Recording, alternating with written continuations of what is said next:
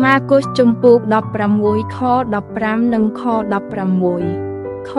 15ទ្រង់ផ្ដាំគេថាចូលអ្នករាល់គ្នាទៅពេញសពក្នុងលោកីទាំងមូលហើយផ្សាយដំណឹងល្អទូទៅដល់គ្រប់មនុស្សទាំងអស់ចុះខ16អ្នកណាដែលជឿហើយទទួលបន់ជ្រមុជទឹកនោះនឹងបានសង្គ្រោះតែអ្នកណាដែលមិនព្រមជឿនោះនឹងត្រូវទោសវិញខគម្ពីរប្រចាំថ្ងៃសូមព្រះប្រទានពរមិនខកថាអ្នករួងនៅលើភ្នំដ៏ស្អាតឬក៏សម្រាលនៅក្នុងជ្រោងនៃភពងងឹន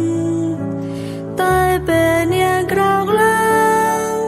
អ្នកនឹងប្រទះឃើញព្រះរាមចុងកន្លែងអ្នកនឹងខ្ញុំ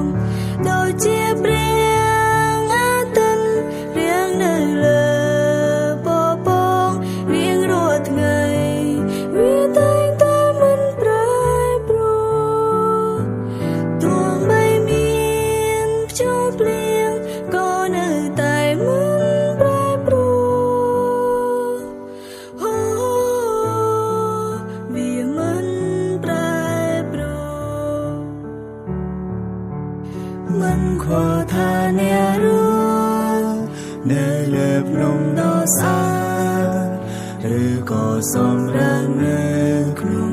ជ្រោងនៃភពងងឹត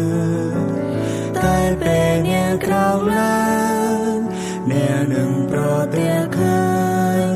ព្រះរាមចុងកន្លែងអ្នកនឹងខ្ញុំ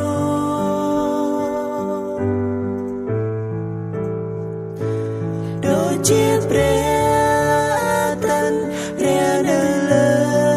ពពករៀងរាល់ថ្ងៃ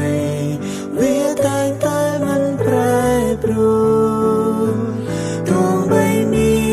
នព្យុះភ្លៀងក៏នៅតែមិនប្រែប្រួលអូវាមិនប្រែប្រួលសូមព្រះប្រទានពរ